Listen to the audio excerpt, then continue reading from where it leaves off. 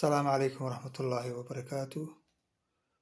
وملبكي صافي لها iyo qiimaha lahaa saddex arrimood baan doonaya inaan ka hadlo caawa oo ah malabka faa'iidadiisa kow, laba sababta igu kaliftay inaan malab iibiyo, saddex waxyaalaha loo isticmaali karo malabka.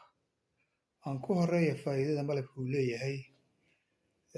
Kolley waa maqalnay inkastoo aynaan weli dadka qaarkii aanay weli aqbalin, hoos ahaan aanay u aqbalin, maskax ahaan aanay u aqbalin.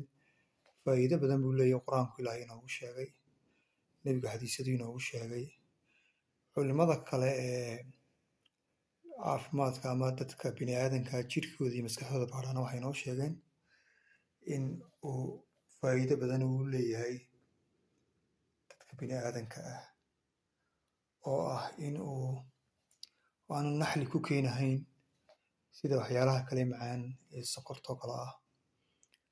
Uu jidhka u wanaagsan yahay, uu maskaxda u wanaagsan yahay, uu firfircoonida u wanaagsan yahay, uu raganimada u wanaagsan yahay, uu dumarnimada u wanaagsan yahay. Taas halkaas weeye faa'iidadeedu. Maalin kale sii faahfaahin doonaa.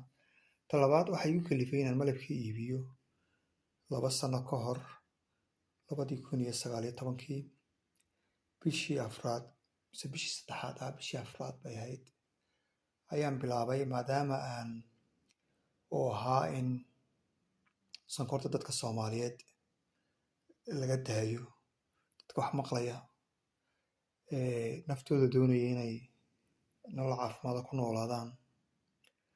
Marka waxay ahayd inaan wareego masaajidada, maqaaxiyaha Helsinki ku yaala, aan dadka ku yidhaahdo niyow sonkortu dhibaatooyin badan bay leedahay, ragnimada kaa tegaysa, hilib dheeraada ku fuulaya, dumarnimada kaa tegaysa, xanuuno keentaa, macaan bay keentaa, dhiikar bay keentaa, kansar bay keentaa, wadna xanuun bay keentaa, lafa xanuun bay keentaa, caadho badan bay keentaa, hadal badan bay keentaa. Dad meel arag marka magaalaad fadhiisato ama aad xaafado wareegto hadla uun dhadhadhadhadha sonkortooda ku badan, saacad ka bacdina dam bay noqonayaan. Marka waxaa kaloo aan sheegay, aan la wadaagi jiray walaaladeen, in ay tahay sonkortu ay khamriga ku jirto, khamriga iyo daroogada, xitaa khamriga ay ka sarreyso, oo jirkaagu uu qabsanayo. Haddaad weydo waad gariirayso, haddaad heshana aad farxayso, intaa qof ma istaagayaba. Laakiin saacad ka bacdi way kaa go'an tahay, caafimaadkaaga mustaqbalkana uu ka go'an yahay. Marka waxay noqotay, maxaa lagu bedelaa sonkorta? Sheekh, sonkorta iska daa baadna leedahay, maxaa lagu bedelaa ayuu qof igu yidhi maalin. Deedna waxaan eegay diinta. Markastana waxaa fiican in diinta la eego intaan cilmiga kale lagu cararin. Cilmiga kale ee dadka bini aadanka heleen, hadduu waafaqsan yahay diinta waa sax, haddii kalena waa laga tagaa, maadaama maxaa yeelay faa'iido ma laha. Marka waxaan eegay diinta, maxaa talooyin laynagu siiyey, raashinada la cunayay, nebiga sallallahu alayhi wasallam raashinadiisii baan eegay, malabka uu ku jiraa. Waxaan eegay cilmigii kale miilaadiga ahaa, malabku meel dheer buu kaga jiraa. Marka waxay noqotay in malab lagu bedelo. Marka anigu shaaha berigan cabi jiray, waxaan ku tirsan jiray iminka ogaade sonkorta waxaan ka maqanahay 7 sano. 7 sanaan ka maqanahay, 8 sanay sii gelaysaa. Faa'iido weyn baa iska kaga dhacay jirkayga, maskaxdayda, lafahayga, firfircoonidayda, fikirkayga, xitaa xasiloonidayda, wax akhriskayga, qoritaankayga, waxyaalo badan baa iska fahankayga, waxyaalo badan baa iska kii bedelay. Marka waxaan ku tarsan jiray shaaha. Marka horta shaaha waan 2013 baan ogaaday inuu khasaare leeyahay. 2011 ogaaday, laakiin 2012 waan iska dayn kari waayey. oo mar baad iska dayn doontaa, waan jiitimay. Adigu 2013 ayaan iska dayay. Hargab baa igu dhici jiray sanad kasta. Marka waxaan ogaaday in uu xitaa hargabka uu keenayso sonkortu keenayso.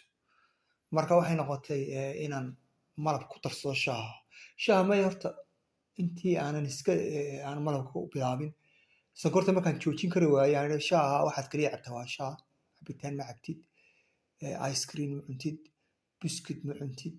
Biskitka berigaa shaahan ku qoysan jiray, kan kale kan biskitkan laga sameeyey qamandida bilaa sonkorta yar, chocolaadka uma banid. Marka maxaa soo shaaha sonkorta maaha, sonkortan ku badsan jiray shaaha. Marka waxay noqotay inaan markaan iska dayn kari waayo sonkortii inaan shaahi joojiyo. 7 bilood baan ka maqnaa, deedna Ramadaan ayuu igu soo celiyey yar aan saaxiib nahay oo Bangladesh oo ku dhashay London ayaa caaninido wuxuu yiri caaninido ku tarsado. Deedna caaninido laftiisa waa caafimaad kuma fiicna, calool istaag iyo xanuun kale iyo qabsin xanuun waxbuu leeyahay. aduu amar xaasil Ramadaantii baan kusoo noqday oo shaahi wallaahi oo bilaa sonkorta imika waa carabkayga u bartay. Sidii baa ahayd markii dambana waxaan bilaabayba inaan malab ku darsado shaahi, sidii baan sonkortiisa iga daayay. Marka waxaan ogaaday in caafimaadkii aan helay iyo muxuu ahaaye nolol maalmeedkayga inay sii fiicnaatay. Dadka la wadaag baan is iri haddaba bakhayl ha noqonin oo dadka la wadaag. Marka waxay igu qaadatay 2007, 2018, 2019 ayaan markaan maqaaxiyaha tago waxaan oran jiray malab ma haysaan. Badanka malab ma hayno, waa marmarka qaarkood waa la heli jiray, marmarka qaarkoodna shidadaan ku sidan jiray, anigaa jeebada shidadayda gashan jiray. Marka waxay noqotay malabkii laga iibsanayey dukaamadan waaweyn waddan kasta Yuruba maaha saafi, inkastoo ay kugu qoraan saafi maaha, waxbay ku dareen shirkaduhu wuxuunbay ku qaldayaan. Marka waxaan ogaaday inaan carabkayga diiday carabka maaha malab saafiya. Deedna shaahi baan wada joojiyey. Shaahi waxaan kusoo noqday shaahi bilaa sonkor bilaa malab. Deedna cadayskii iyo caleyntii shaaha markaan ogaaday inaanay caafimaad u lahayn oo dhiig kar keeno shaahu oo macaankana uu kiciyo, isna waan iska daayay. Sidaas waan iska daayay. Xiiq buu leeyahay oo dareemayso haddii aad socoto ama aad orodo. Marka isna sidii baan u daayay shaahi. Dadkii ma wada daynayaan shaahi, waxay yidhahdeen maxaan ku darsanaa shaaha. Deedna fikradda waxay ku dhalatay inaan malabka soo helo. Malabkii deedna waxay noqotay in malabka dukaamada yaalla inaanu ahayn. Soomaalidu waxay koonayaan waxaa ku qoran saafi baa ku qoran afka loomu. Marka way iska aaminaan. Waana la yaqaanaa dadka la gumaystay badanka in yar mooye 99.9% waxa ay aaminaan dadkii gumaystay. Aniga anigu waxaan ku jiraa dhibic halka aan aaminin gumaystayaasha oo waxaan aqaanaa sirtooda ay dadka wax ugu iibiyaan. Marka waxaan ogaaday inaanu saafi ahayn. Waan isku dayay, wax oo dhan waan wada dayay. Hablaha Soomaaliya wallahi kana waa saafi oo ay ku qoran tahay. Waad ku tiraa maxaad ku garanaysaa way ku qoran tahay. Waxyaalo siyaaro cilmiyeysan baa jirto lagu garto. Marka waxay noqon weyday saafi. Marka waxaan tagay beer waddan kale ah, afkooda aan bartay, qasab ku bartay. 7 bilood baan la deganaa. Waxaan ogaaday inay dad daacad yihiin. Marka kuwaasaan ka soo iibsaday malabka. Sidaas aanan ku bilaabay in Soomaalida laga joojiyo sonkorta. Marka la soo eego Soomaalidii hore 100 sano ka hor sawiradooda ama tilmaantooda way dhudhubnaayeen. Dumarku xitaa iyagoo 10 ciyaal dhalay, 8 ciyaal dhalay, 7 ciyaal calool may lahayn, jidh kale may saarnayn, wax dheeraada may saarnayn, waayo raashin fiican bay cuni jireen, waa inay socon jireen. Innaga Talyaaniga iyo Ingiriiska laynooguma horreyn raashin xumadooda. Marka xanuunadan imanka waxaa la yidhaahdaaba xanuunada reer galbeedka, macaanka, dhiig karka, wadna xanuunka, kansarka. Marka raashinkooda haddaad cunto wuu kugu dhacayaa. Taariikhda Soomaaliyeed lama hayo 170 sano ka hor mooyaane lama hayo macaan iyo dhiig kar wax u dhiman jiray. Waxay u dhiman jireen xagga Alle ayay u dhiman jireen iyo xumad iyo ilmo. Hooyooyinkuna waxay u dhiman jireen ilmaha oo kaasi ilaa imakaba ay iska jirto. Xumad iyo kaneeco ayay wadka Ilaahay ugu soo diri jiray iyo dagaallo isdilaan dhexdooda ama midi isgeliyaan ama qof muxuu ahaye dad kale ay xabad ku dhufteen. marka taas weye sababta ugu weyn aan doonay waxa weeye jaaliyadda Soomaaliyeed ay noqoto jaaliyad caafimaad leh.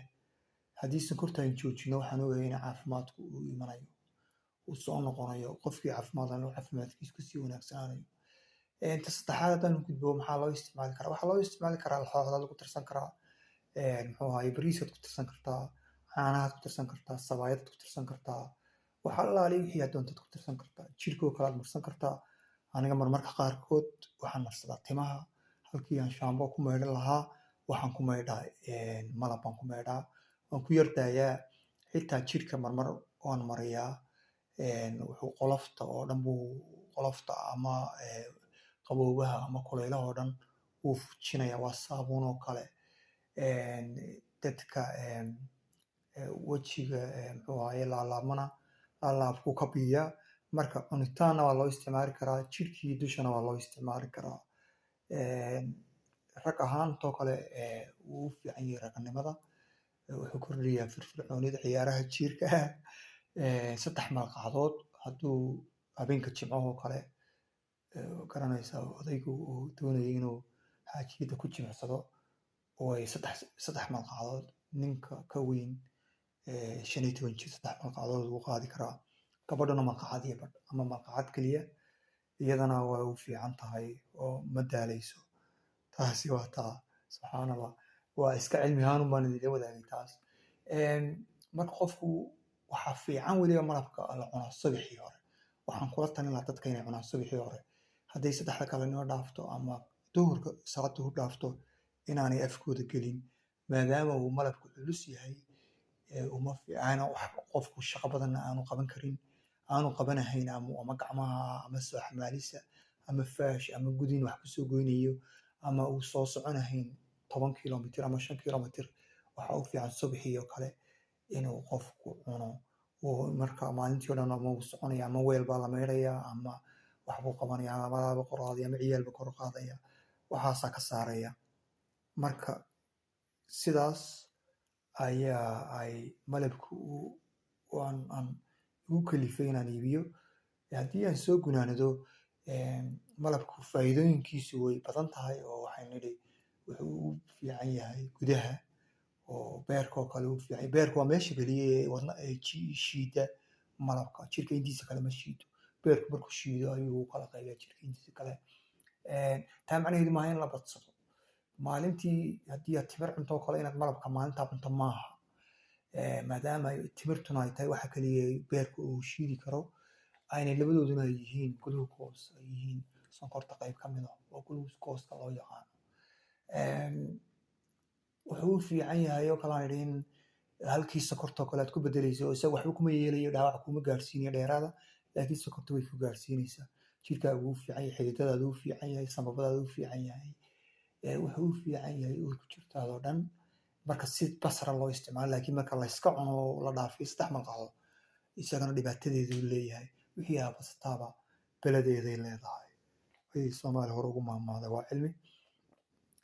tii labaadna waxaan idhi waxay igu kalifay inaan Soomaalida Finland joogta aan ku guulaystay inaan sonkorta aan ka joojiyo. haddaan ka wada joojin karo waayo dhaminkooda badankooda aan ka joojiyo barhkood. taas weeye goolka hadafkaygu ama yoolkaygu, haddii ilaahay idhaahdo. ilaahayna wuu igu kala geleyaa. haddii aan taa ogaadana bulshadeeda caafimaad bay yeelanaysaa. bulsha caafimaadlana dhakhaatiir uma baahanayno.